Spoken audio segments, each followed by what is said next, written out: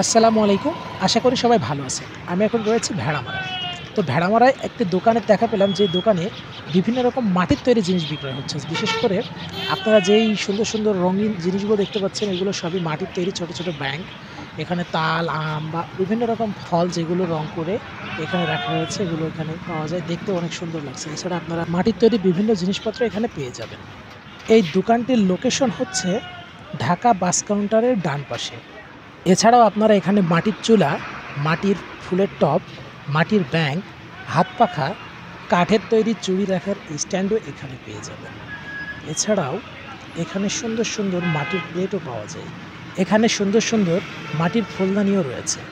আপনার রান্নাঘরকে সাজিয়ে তোলার জন্য সব ধরনের মাটির জিনিসপত্রই আপনি চাইলে এখান থেকে সংগ্রহ করে নিতে পারেন।